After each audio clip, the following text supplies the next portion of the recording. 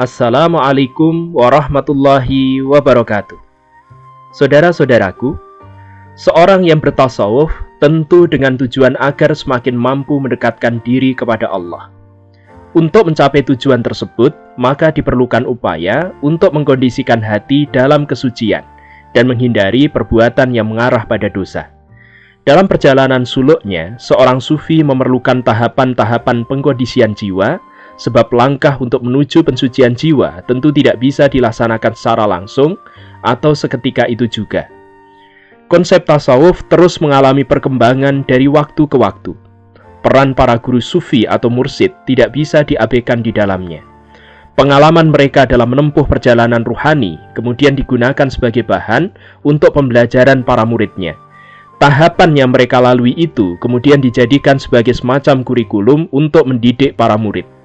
Berdasarkan pengalaman rohani ini pula lah kemudian disusun makomat dan ahwal.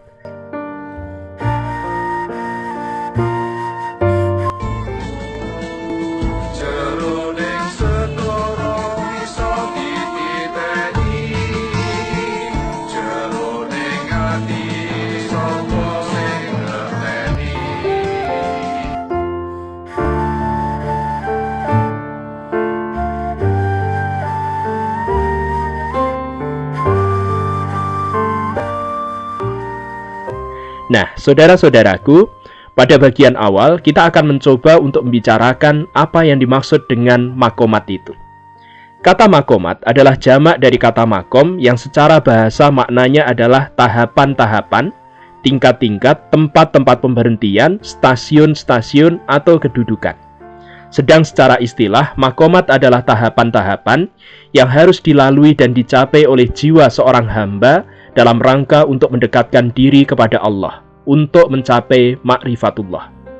Dengan demikian, keberadaan makomat di sini menggambarkan kemajuan tahapan spiritual yang dialami oleh seorang sufi.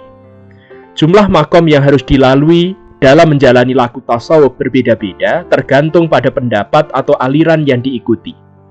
Perbedaan jumlah makom biasanya terjadi karena pengalaman yang berbeda saat menempuh perjalanan menuju kepada Allah.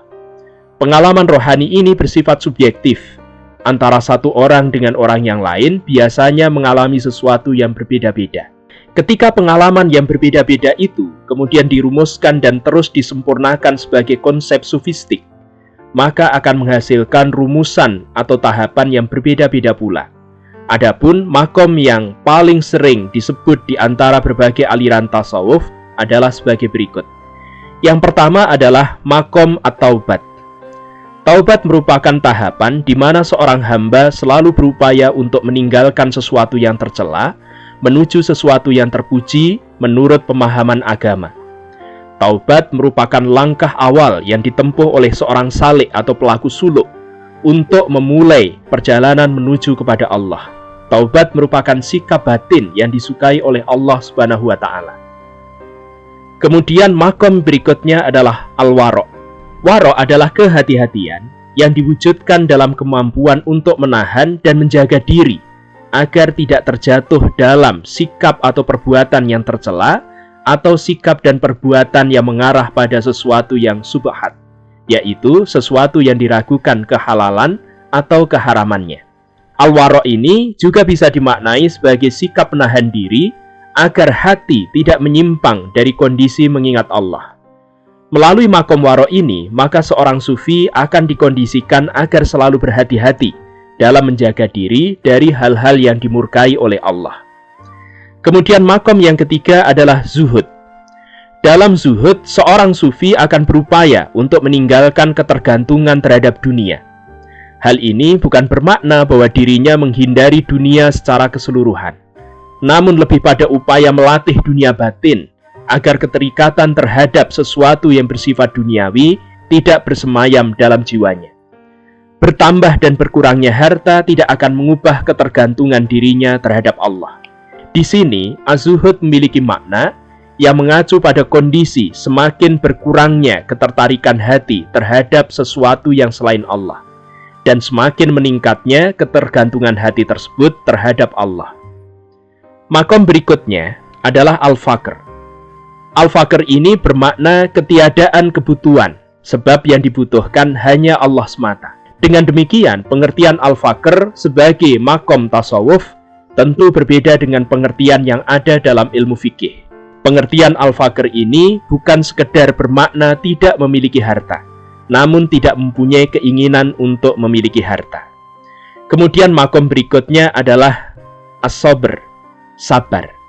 Sabar di sini bermakna ketahanan diri untuk mengendalikan nafsu dan kemalasan.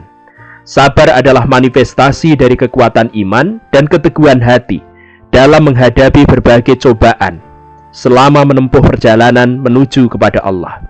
Menurut Ibnu Athaillah, seseorang yang berada dalam makom sabar, maka dirinya akan selalu berupaya menahan diri dari segala sesuatu yang tidak disukai oleh Allah. Ia senantiasa menjaga kesabaran dalam persoalan yang dilarang, sabar dalam menjalankan kewajiban, senantiasa tunduk dan patuh pada aturan Allah, serta bersabar terhadap perintah dan larangan Allah yang tidak sesuai dengan kehendak dirinya. Kemudian makom berikutnya adalah at-tawakal. Tawakal di sini dimaknai sebagai kepasrahan hati yang ditunjukkan dengan menyerahkan semua urusan pada ketentuan yang ditetapkan Allah. Tawakal biasanya dilaksanakan setelah semua daya upaya atau ikhtiar dilaksanakan secara optimal. Bagaimanapun, manusia hanya bisa berupaya secara maksimal. Hasil akhirnya tetap menjadi hak prerogatif Allah untuk menentukan. Kemudian makom berikutnya adalah ar-ridho. Konsep ar-ridho mengacu pada rasa senang atau sukacita dan kelegaan pada diri seorang salik yang muncul karena berlakunya suatu ketentuan dari Allah. Seorang sufi akan melatih diri untuk selalu memiliki prasangka yang baik terhadap Allah dalam setiap kejadian. Keridhaan ini berlaku dalam menerima pemberian dari Allah, nikmat yang dianugerahkan, dan bahkan rasa sukacita itu tetap bertahan meski berada dalam keadaan tertimpa musibah. Sebab semua peristiwa tersebut tidak akan mungkin terjadi kecuali atas kehendak Allah, dan apapun yang dikehendaki oleh Allah akan bernilai baik bagi dirinya. Orang yang berada dalam makom ridho ini selalu akan merasa cukup dengan pengaturan Allah atas dirinya.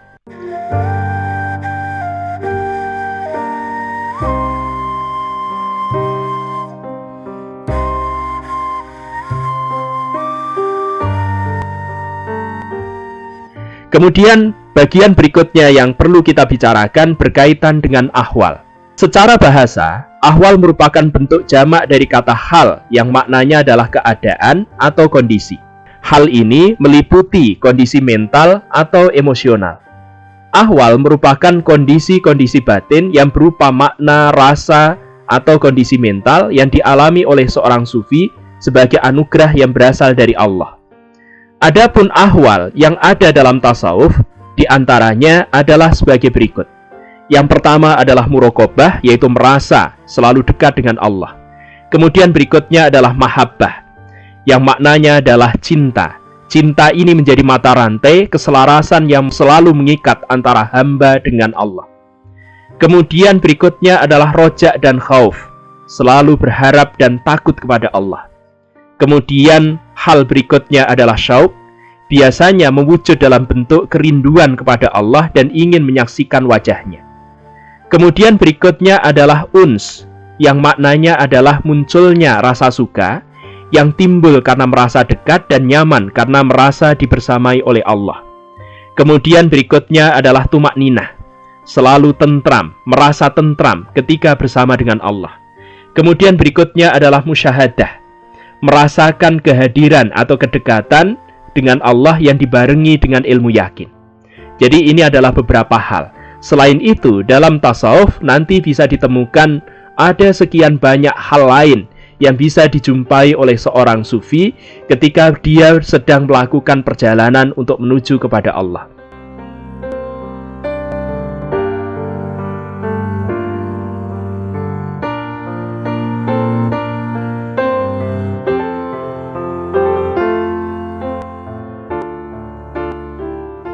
Lantas apa perbedaan antara makomat dan ahwal itu? Ada beberapa perbedaan antara makomat dan ahwal. Di antaranya yang pertama, Makomat itu adalah hasil atau perolehan yang bisa diusahakan atau diikhtiarkan oleh manusia. Sementara ahwal itu adalah anugerah atau pemberian dari Allah. Dalam hal ini makomat terhubung dengan gambaran kemajuan tertentu dari kondisi spiritual yang dialami oleh seorang sufi. Sementara ahwal itu menggambarkan keadaan jiwanya baik berupa perasaan, pengalaman, dan keadaan pikiran selama melaksanakan perjalanan spiritual. Kemudian yang kedua, perbedaan antara makomat dan ahwal. Makomat menunjukkan kedudukan seorang hamba di hadapan Allah, sementara ahwal merupakan kondisi batin yang dialami oleh seorang sufi. Kemudian yang ketiga, makomat bisa diusahakan secara berkelanjutan dan terus-menerus, sedangkan ahwal bersifat tidak menentu atau bisa berubah-ubah, sebab hal itu bisa datang dan bisa pergi tanpa bisa direncanakan. Kemudian yang keempat, makomat membutuhkan pemahaman mendalam tentang konsep ruhani dan ibadah dalam setiap tahapan yang dilalui. Sementara ahwal lebih ditekankan pada aspek psikologis dan emosional. Nah, saudara-saudaraku, demikian perbincangan kita hari ini tentang makomat dan ahwal. Mudah-mudahan kita terus mengalami kemajuan rohani. Semoga Allah selalu meridhoi sikap, tindakan, dan keputusan yang kita buat dalam kehidupan. Billahi taufik wal hidayah. Wassalamualaikum warahmatullahi wabarakatuh.